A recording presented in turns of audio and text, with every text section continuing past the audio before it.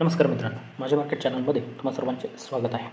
उद्या निफ्टी आणि बँक निफ्टीच्या महत्त्वाच्या लेवल काय असू शकतात ना, ते आपण पाहणार आहोत. त्या अगोदर आजचं जे काही कामकाज झालेलं आहे, काल आपण जे डिस्कशन केलेलं होतं त्यानुसार आपली जी महत्त्वाची लेवल होती ती होती 25,450. जर याच्यावरती आपण सस्टेन करतोय तर एक तेजी येईल आणि 100-150 पॉईंट याच्यावरती पाहायला मिळू शकतात.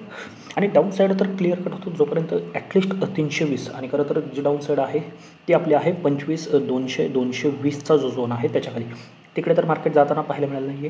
काल ज्या पद्धतीने आपलं डिस्कशन झालं की गॅपअप जर होतो ना तर तो ट्रेड एवढा चांगला असणार नाही आहे, कारण की वरती 450 आहे आणि मग त्यानंतर 390ला टेस्ट करून जर वरती जाते पहिल्याच कॅन्डलनी ते टेस्टिंग झाल्यामुळे काय झालं, एक फॉर्मेशन जे म्हणतो ना तसं बनलं नाही. म्हणजे जो ब्रेकआउट आहे तो अगदी 400-420ला आला, म्हणजे अगदी थोडेफार पॉईंट आपल्या हातात शिल्लक राहत होते. 450ला हे जे फॉर्मेशन आपल्याला बनताना पाहायला मिळते, ही कॅन्डल असेल किंवा हे इव्हनिंग स्टार, तर इथून जर 360-320चं टार्गेट ठेवून जर ट्रेड प्लॅन केला असेल तर हा एक चांगला ट्रेड आपल्याला बनला असेल. पण मी गेल्या काही दिवसापासून जी गोष्ट सांगतोय, ट्रेंडच्या बरोबर चालायचं आहे. आता सध्याला बुलिश ट्रेंड आहे. या ट्रेंडमध्ये काय होतं आहे, एक रॅली कन्सोलेशन, थोडंफार प्रॉफिट बुकिंग, पुन्हा रॅली, थोडंफार प्रॉफिट बुकिंग, पुन्हा रॅली. प्रॉफिट बुकिंग हे छोटं आहे, त्याच्यामुळे शक्यतो पुटमध्ये ट्रेड करणं अवॉइड आहे. म्हणजे आणि ते अजूनही इंटॅक्ट आहे. नक्कीच मोठ्या तेजीनंतर एक रेड कॅन्डल बनू शकते, जे की आपण मागेही पाहिले. पण सध्याला आपण ट्रेंड बरोबर जायचं आहे, मार्केट तेजीचं आहे आणि आपण त्याच पद्धतीने आपले ट्रेड प्लॅन करणार आहोत. आता उद्यासाठी महत्त्वाचं काय आहे, उद्याच्या ज्या लेवल आहेत, उद्या हीच लेवल आपल्यासाठी खूप महत्त्वाची असणार आहे. ती आहे 25,440-460, 20 पॉईंटचं झोन. काल 50 डिस्कस केलं तर आपण 10 पॉईंट, कारण का आज तिथून मार्केट परत आलेलं आहे. परवा दिवशीही म्हणजे शुक्रवारीसुद्धा तिथूनच परत आलेलं होतं. म्हणून ही लेवल आता उद्यासाठी महत्त्वाची असणार आहे. याच्यावरती जर आपण निघतो ना तर आपल्याला उद्या 25,500 टेस्ट होताना पाहायला मिळू शकतात. म्हणजे 25,500, 520.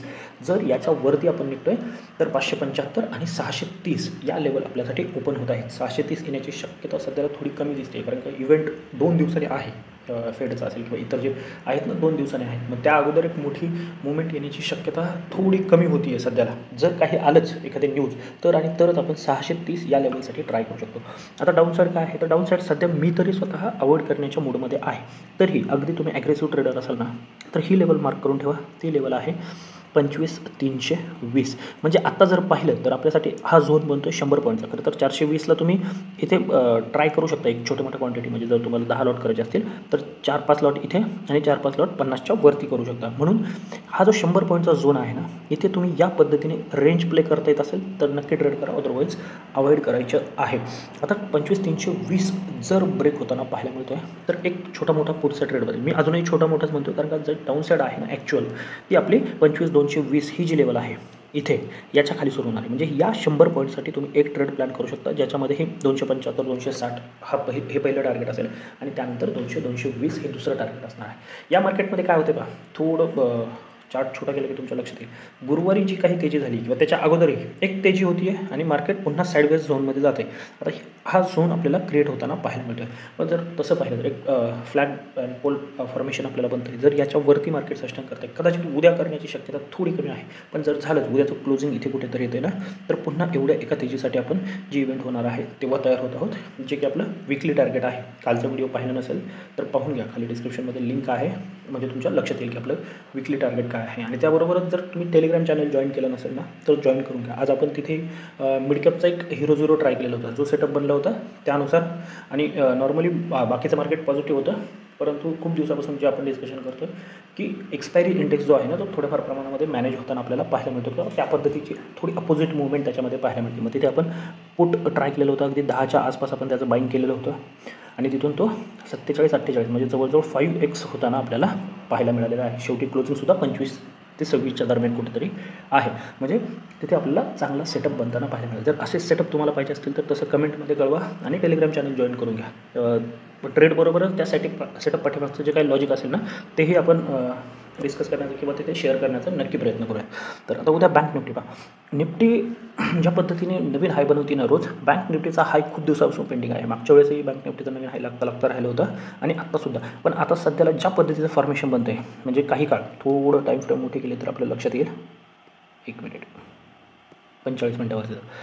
बराचसा काळ काय झालं होतं, बँक निफ्टीने एका रेंजमध्ये घालवलेलं होतं. म्हणजे ही जी रेंज असेल इथे असेल किंवा हा जो पूर्ण काळ होता इथे केलेला होता आणि यानंतर आता हे फॉर्मेशन याच्यावरती ब्रेकआउट आहे, रिटेस्टिंग आहे. आत्ता बँक निफ्टीमध्ये एक नवीन हाय बनायलाच पाहिजे, म्हणजे ज्या पद्धतीने मार्केट वरती आलेला आहे आणि तो आहे आपल्याला 53,300च्या आसपास. म्हणजे इथून जर पाहिले तर 1100 ते 1200 पॉईंटची जागा आहे. म्हणजे ती उद्याच येईल का, तर शक्यता कमी आहे, परंतु त्याच्यासाठी आता मार्केट तयार होत आहे. तुम्हाला जर विकली वगैरे पोझिशन बनवायची असतील तर आता 52,000 ही जी लेवल आहे, म्हणजेच अगदीच 52,000 सायकोलॉजिकल लेवल न पकडता 51,950 क्लोजिंग बेसिसवरती जर तुम्ही स्टॉप लॉस ठेवलं तर अपसाईडला एक चांगलं टार्गेट मिळू शकतं. मग उद्यासाठी प्लॅनिंग काय असू शकतं, ही लेवल मार्क करून ठेवा. ती आहे 52,200. म्हणजे जे सध्याला चार्टवरती दिसते त्यानुसार 52,200 आणि डाऊन साईड जे आहे ते 51,950 म्हणजे 250 पॉईंटचा जो झोन आहे तो तुम्ही प्लॅन करू शकता.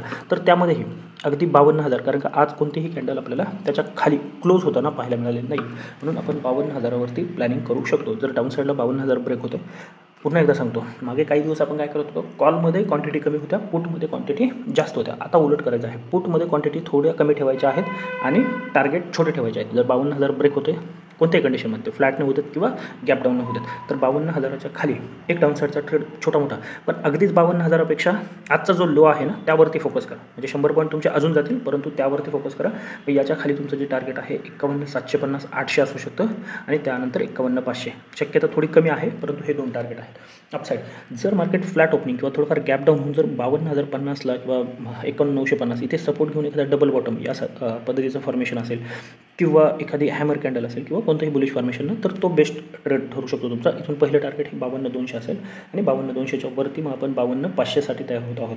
मध्ये आहे छोटा मोठा 350चा सब रेजिस्टन्स, पण आपण 52,500 आणि 52,750 800पर्यंत जाण्यासाठी तयार होत आहोत. एक्स्ट्रीम केसमध्ये आपण 53,000सुद्धा पाहू शकतो. उद्या शक्यता कमी आहे, परंतु एक्स्ट्रीम केससाठीचे ते टार्गेट ठेवू शकता. हा फ्लॅट नंतर वरती चालायला लागते, डेफिनेटली आपण 52,200च्या वरतीच ट्राय करणार आहोत. त्याच्यावरती निघतोय जे टार्गेट डिस्कस केलेले आहेत ते. फक्त गॅपअपमध्ये फक्त एक चेंज करायचं आहे. गॅपअपमध्ये ही लेवल खूप महत्त्वाची ठरू शकते, ते आहे 52,350. गॅपअप कुठे जर इथे होतोय ना, तर एक प्रॉफिट बुकिंग किंवा एक शॉर्ट डाऊनफॉल येऊन मार्केट पुन्हा ही लेवल टेस्टिंग येऊ शकतो आणि मग वरती जाऊ शकतो. हे लक्षात घ्यायचं आहे. गॅपअपच्या केसमध्ये 52,350 जे आहे ना ते इम्पॉर्टंट ठरणार आहे. आणि गॅपअपमध्ये गॅप होऊन थोडं सस्टेन करून 350 ब्रेक होतं आहे, तर जे टार्गेट 500 आणि 750 800चं डिस्कस केले तेच आपल्यासाठी उद्या टार्गेट असणार आहेत, हे लक्षात ठेवायचं. आता तिसरा उद्या जो इंडेक्स आपल्यासाठी इम्पॉर्टंट आहे तो आहे फिन निफ्टी, कारण का त्याची एक्सपायरी आहे. फक्त 2 लेवल सांगून ठेवतो, म्हणजे जो चॅनल आहे किंवा जी रेंज आहे ती मार्क करून ठेवा. वरती आहे 24,025 आणि डाऊन साईडला आहे 23,920.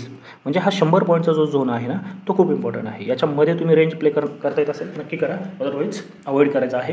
हा 25 जर ब्रेक होत आहे ना त्याच्यावरती एखादी 15 मिनिटाची किंवा 30 मिनिटाची कॅन्डल बंद होती, अगदी 5 मिनिटाचीही चालेल, फक्त ते लाईव्ह मार्केटमध्ये कशा पद्धतीने ब्रेक होते त्यावरती. मग इथून तुम्हाला 24,100 हे पहिलं टार्गेट प्लस मायनस 10-20 पॉईंट करा, एक्सपायरी आहे. आणि मग 24,200-250पर्यंतचा प्रवास सुद्धा पाहायला मिळू शकतो. डाऊन साईड थोडं क्रिटिकल आहे. जर 920 ब्रेक झालं ना तर खाली 860-875 हा एक इम्पॉर्टंट सपोर्ट आपल्याला पाहायला मिळू शकतो. हां, तो जर ब्रेक झाला तर एक शार्प कट आपल्याला पाहायला मिळणार आहे. याच्या खाली एक शार्प कट 150 पॉईंटचा त्याच्या खालीसुद्धा पाहायला मिळू शकतो. जर 875 ब्रेक झालं, 875 860 ही लेवल जर ब्रेक झाली तर 100 ते 150 पॉईंट त्याच्या खालीसुद्धा आपल्याला पाहायला मिळू शकतात. आणि एक्सपायरीमध्ये फिन निफ्टीमध्ये एक चांगली मुवमेंट येते हे आपल्याला माहिती आहे. आणि मग त्याच्यामध्ये तुम्ही तुमचं जे काही इन द मनी असेल, ॲट द मनी असेल किंवा उद्या टेलिग्राम चॅनलला मी ते अपडेट करेल की ते कोणती स्ट्राईक प्राईस जास्त फायदेशीर ठरू शकते ती तुम्ही तिथे घेऊ शकता. त्याबरोबर जर ही माहिती आवडत असेल ना तर आपल्या व्हिडिओला लाईक करायला विसरू नका, चॅनलला सबस्क्राईब करून घ्या. तर आजच्यासाठी एवढंच. धन्यवाद. जय हिंद, जय महाराष्ट्र, अँड कीप ट्रेडिंग.